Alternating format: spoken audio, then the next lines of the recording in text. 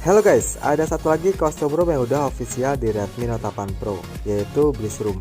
Bliss Room ini merupakan sebuah komunitas open source OS yang berjalan di semua perangkat Android. Dan room ini dulunya itu memiliki nama yang sangat terkenal karena fitur-fitur yang dimilikinya. Sebenarnya Bliss Room ini juga cocok bagi kalian yang hobi game, karena pada room ini memiliki fitur yang mendukung kalian dalam bermain game. Nah, penasaran apa aja fitur ditawarkan di room ini? Langsung aja guys, kita masuk ke dalam videonya.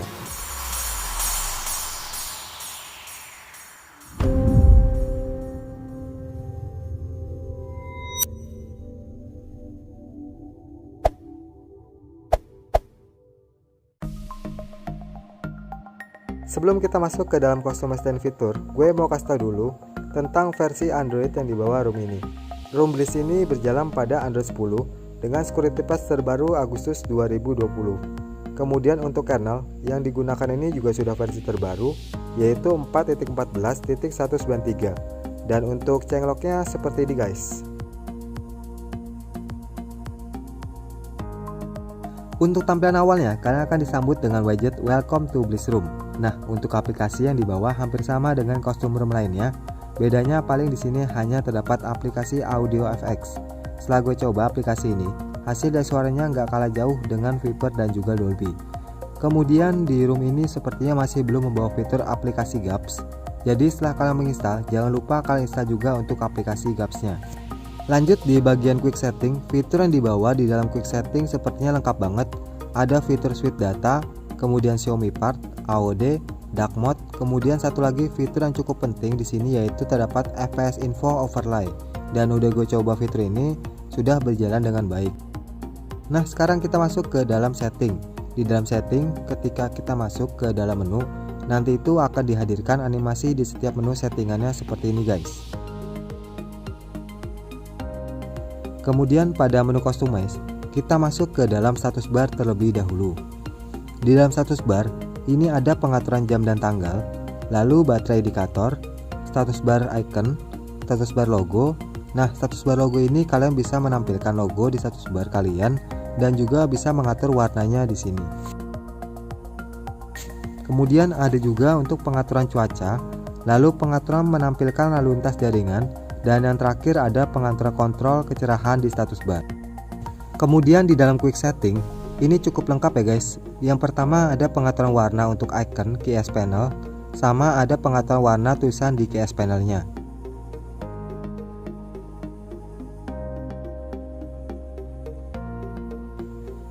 Kemudian di sini ada pengaturan QS temanya untuk pengaturan background QS. Nah, selanjutnya ada pengaturan jumlah baris dan kolom. Kemudian ada pengaturan untuk menambahkan gambar di QS panel, dan di sini juga banyak sekali gambar yang bisa kalian gunakan nantinya.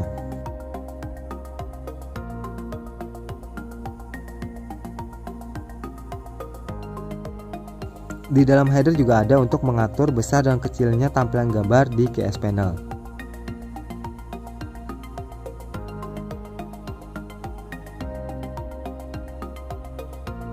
Next, selanjutnya ada pengaturan untuk kecerahan layar, kemudian pengaturan jam, lalu satu lagi fitur yang gak kalah penting yaitu fitur untuk melihat penggunaan data. Di sini bisa di set per hari atau per bulan.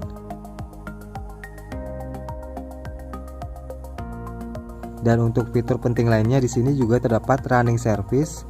Jika kalian ingin melihat aplikasi apa aja yang sedang berjalan, dan kalian bisa matikan aplikasi tersebut melalui fitur ini.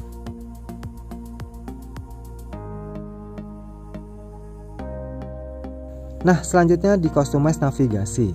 Ini ada invert layout, kemudian pengaturan navigasi.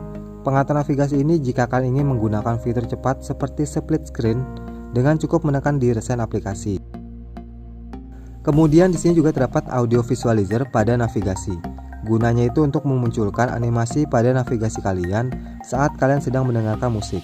Untuk bagian customize di lock screen ini cukup banyak ya guys. Ada untuk fitur tema jam di lock screen, kemudian pengaturan opsi tema jam di lock screen, lalu ada lock screen item, kemudian charging animasi di lock screen, dan yang terakhir di sini ada pengaturan musik visualizer seperti hanya pada navigasi bar. Ini juga untuk memunculkan animasi ketika kalian sedang mendengarkan musik.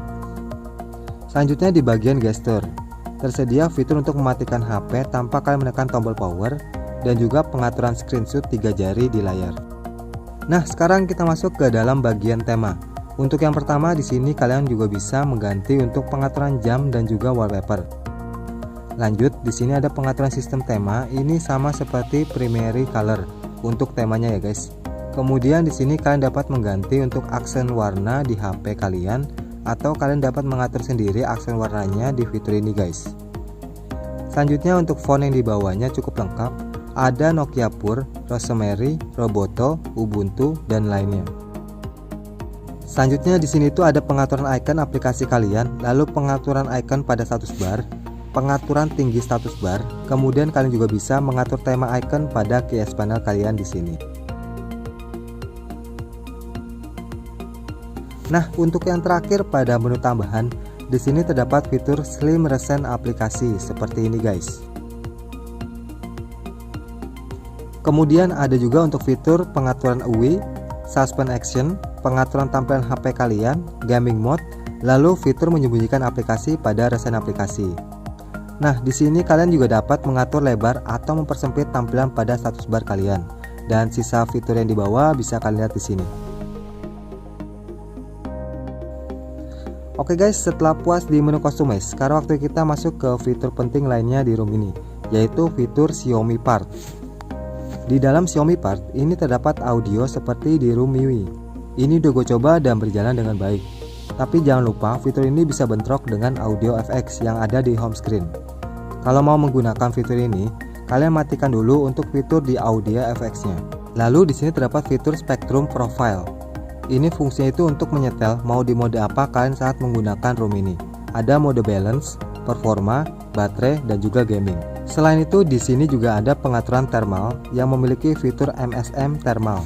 Fungsinya itu kalau nggak salah untuk mengatur panas suhu HP saat bermain game. Kemudian pengaturan core control, FDD, dan fitur disable CPU core. Nah, di sini juga ada pengaturan TCP, yaitu untuk menghindari hal yang menyebabkan kemacetan pada jaringan.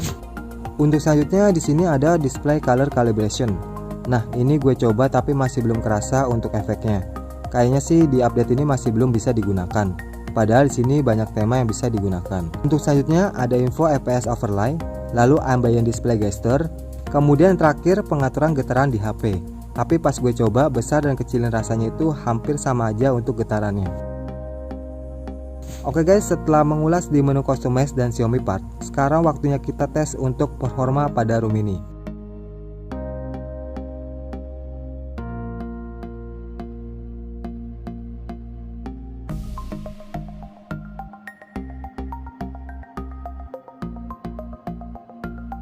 Nah, sekarang waktu kita tes gameplay pada stock kernel bawaannya. Di sini gue akan coba bermain PUBG dengan settingan smooth ekstrim, dan ketika gue ber PUBG untuk drop FPS-nya itu jarang kerasa di room ini.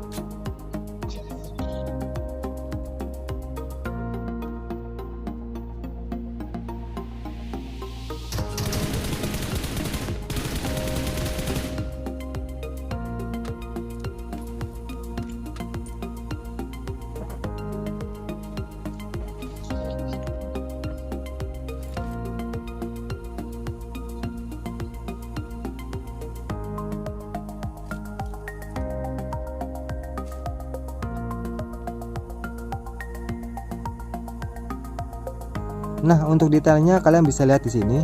FPS saat bermain 1 jam itu bisa kalian lihat hasilnya cukup stabil di rata-rata 58 fps. Dan untuk penggunaan baterai selama 1 jam di 28%. Kemudian untuk bermain PUBG selama satu kali gameplay dengan waktu 12 menit, itu untuk drop FPS-nya bisa kalian lihat di sini cukup stabil juga dengan rata-rata di 59 fps, dan untuk konsumsi baterainya kena di 5%. Kemudian untuk masalah baterai, ini termasuk irit banget ya guys. Dengan SOT itu kurang lebih 9,5 jam dengan penggunaan intens buat medsos dan juga internetan. Nah, satu hal lagi, pada ROM ini juga sudah membawa fitur Face Unlock, yang mana fitur ini sudah berjalan dengan baik pada ROM ini. Sebenarnya sih ROM ini memang bener cocok buat kalian yang hobi ngegame atau multitasking dengan dukungan dari Xiaomi partnya. Nah, itu dia guys eksperiensi gue gunain Blitz ROM di Redmi Note 8 Pro.